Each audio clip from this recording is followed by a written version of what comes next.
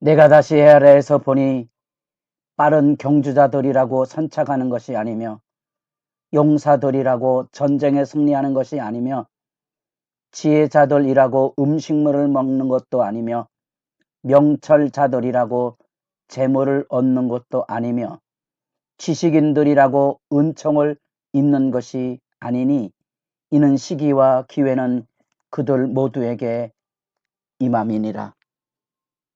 새벽에 거룩한 기도자 여러분, 주의 말씀 앞에 서서 세상을 바라보는 지혜와 분별을 갖되 주님 앞에 서서 그 말씀 안에서는 하나님과의 영광의 만남이 은혜 안에 늘 든든하기를 소망합니다.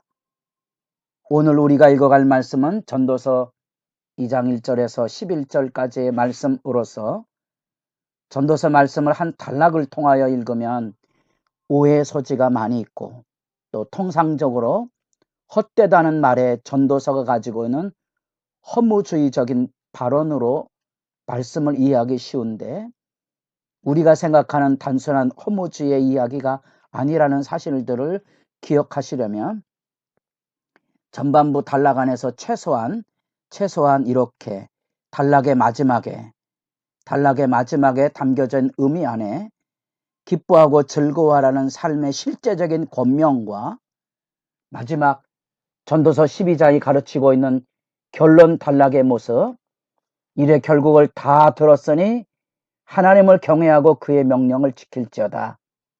이것이 모든 사람의 본분이니라.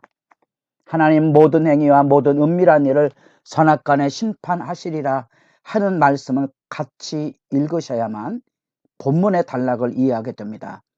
지금 우리가 읽고는 1장 12절부터 2장 26절까지의 이야기 안에는 왕으로 살았던 솔로몬의 삶의 고백이 담겨져 있으며 그 안에서 이리저리 진리, 지혜, 이 하나님의 말씀 앞에 바로 사는 길이 무엇인가를 몸부림했던 내용에 곳곳에 그동안의 모든 수고가 헛되니, 그러니까 세상이 헛되다 이 말을 하는 게 아니고 세상이 헛되기 때문에 주어진 삶에 성실하되 현대인들이 말하고 있는 소확행, 확실하고도 분명한 작은 즐거운 행복들을 만들 줄 알아야 하고 뿐 아니라 마지막에 하나님의 심판이 있을 거라.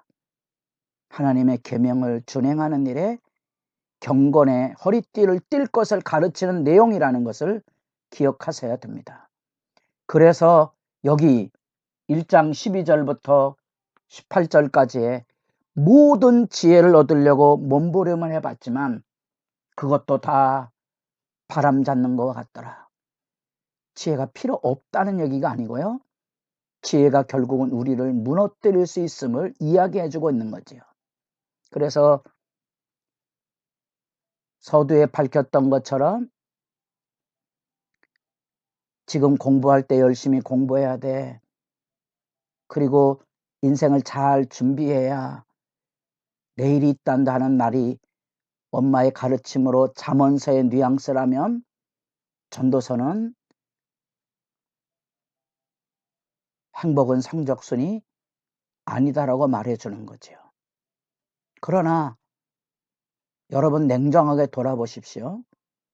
학교 성적과 인생의 행복이 반드시 함께하는 것은 아니지만 통상적으로 보면 학벌을 가지고 있는 사람이 세상을 살아가는데 유리한 것은 분명한 거지요. 그렇지 않습니까? 따라서 전도서가 허무주의를 말하는 것이 아니고 허무한 세상이기 때문에 배나도 지혜를 구하고 절제하고 바르게 사는 법을 일깨워 주는 거지 경건을 무너뜨리는 것이 아니라는 사실을 확인하셔야 됩니다.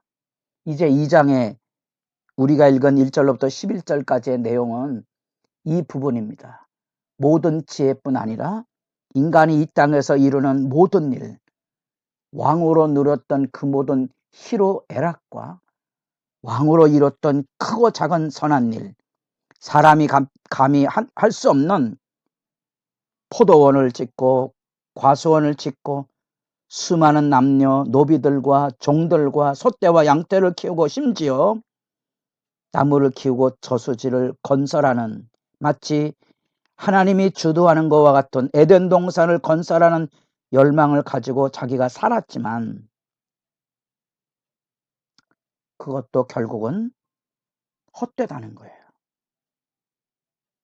그래서 어떤 사람은 그것은 솔로몬 왕의 패러디라고 그렇게 시각적으로 보곤 하지만, 이 부분은 우리가 살아가면서 누리는 재벌 기업가라고 그가 누렸던 사업의 성공과 가정과 그가 누릴 수 있었던 특권들, 그 모든 것들이 한 개인의 인생 안에 요즘 우리가 수요일마다 살피는 것처럼 죽음을 앞둔 재벌 회장에게도 이 세상엔 모순으로 가득 차 있는 거죠. 왜 하나님이 계시면 악을, 고통을 방조하시는가? 과학이 앞으로 발달이 되면 신이란 존재는 더 이상 의미 가치가 없지 않는가? 여러분들에게 그런 궁극적인 질문이 들려온다면 무엇라고 대답을 해줄 수 있겠습니까? 그 얘기를 하고 있는 겁니다. 예외 없이 사업에 성공하고 세상의 모든 것을 누릴 수 있었던 삶이지만 결코 그도 역시 죽음 앞에는 세상 사람이 겪어가는 일상의 평등 안에는 예외가 없다는 거죠. 그게 이제 1장 12절부터 2장 26절까지가 이어지는 인간의 모든 수고에 대한 지혜의 몸부림입니다. 여기도 인간이 육체적인 향락이나 쾌락의 극단을 누려도 심지어 선한 열심을 가지고 사업을 이루고 성공을 한다 할지라도 그것이 결코 11절 말씀에 그 후에 내가 생각해 본즉 내 손으로 한 모든 일과 내가 수고한 모든 것이 다 헛되어 바람을 잡는 것이며 해 아래에서 무익한 것이로다. 이 전도서의 중요한 주제, 그 주제가 해 아래에서 수고하는 모든 수고가 사람에게 무엇이 유익한가 하는 1장 3절에 명제적인 진술이 있다 그랬습니다. 이 땅에 수고한 모든 것에 무슨 유익, 무엇을 남길 수 있는가에 대한 가치 판단하고 있는 겁니다. 1장 후반부에서 그 모든 지혜를 가진다 한들 그것이 남기는 것은 무엇인가? 며칠 전에 신문을 읽으면서 한 대학 교수로 자기 분야에 나름대로의 모든 혼신을 다해서 업적을 쌓았지만 은퇴할 때가 돼서 그 모든 연구 자료들과 책들을 정리하려고 하는데 받아주는 데가 없다는 겁니다. 도서관이든 지역의 작은 필요로 하는 도서관에 제안을 해봐도 최근의 책이 아니면 받지 않는다는 겁니다. 그걸 읽으면 왠지 씁쓸해지는 거죠. 이 장에서 이 성공과 이 쾌락의 마지막이 무엇인가에 대한 얘기가 그러하고요. 이제 살펴볼 2장 두 번째 단락인 2장 12절부터 17절까지 보면 모든 사람이 다 죽음에 동일하게 들어가니 뭐가 유익하냐, 남는 게 뭐냐는 거지요. 더더구나 18절 이후에는 왕으로서 후계자를 세웠는데 후계자가 왕의 모든 사역을 그르친다면 그게 무슨 유익이 있겠느냐, 이런 자조적인 이야기를 하고 있는 겁니다. 그러나 이것은 자조적인 허무에 대한 얘기가 하는 것이 아니고 믿음의 실제에 대한 고민을 하고 있는 겁니다. 철학적인 논증을 하고 있는 게 아닙니다. 우리가 살아가는 현실의 얘기를 하고 있는 겁니다. 유대인 사상은 철저하게 사실주의입니다. 진리라는 것은 오늘 식탁을 마주대하고 즐겁게 먹고 마시고 즐거워하는 그곳에 천국이 있는 겁니다. 그게 유대 사상의 핵심입니다. 우리도 마찬가지입니다.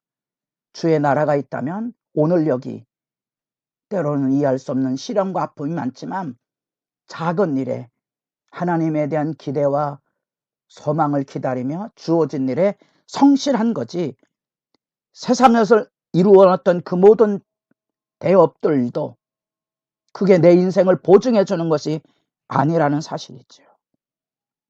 마태복음 6장에서 우리는 솔로몬의 영화가 이 꽃 들풀과 같이 자라나는 이 꽃만 못하다는 예수님의 비유의 말씀 앞에서 허무가 아닌 세상을 살아가는 진실을 배우며 살아가는 겁니다. 그런 점에서 이 단락에 이야기하는 이 모든 일들, 하나님 앞에서 자기 인생의 의미를 찾아보고 가치가 무엇인가를 찾아보는 몸부림이고 정직한 자기 반성이고 세상을 살아가는 건강한 매일의 양식을 기뻐하고 감사하며 더불어 살아갈 줄 아는 실제적인 믿음의 삶의 이야기를 풀어놓고 있는 겁니다. 우리는 왜 전도서 말씀에 서 있어야 되는 거니? 너무도 많은 사람들이 주님의 일을 열심히 하다가 이건 아니라고 포기하고 떠나가거나 그것 때문에 상심하거나 한숨 쉬는 경우들을 너무 많이 봅니다. 그래서 아예 교회로부터 멀어지거나 분쟁이나 다투거나 합니다. 한때 민주화를 위하여 일했던 많은 사람들도 그 역사 앞에 염증을 느끼고 돌아설 때 비슷한 모습입니다. 모든 지혜와 심지어 성공의 절정을 누리고 2장 1절에서 11절까지 어느 한 설교자는 쾌락주의의 마지막이 무엇인가 하는 표제를 붙였습니다. 그 욕망의 절정과 수많은 쾌락을 누리어서 위대한 성취를 이룸에도 삶 안에 진정한 만족은 누릴 수 없다. 안다라고 염려하지 말고 다시 돌아가서 2장 결론의 말씀 다시 돌아갑니다. 2장 24절, 사람이 먹고 마시며 수고하는 것보다 그의 마음을 더 기쁘게 한 것이 없다. 여러분들에게 매일의 일상의 작은 즐거움, 행복이 주 안에서 새로운 경건의 실제가 분명하기를 소망합니다.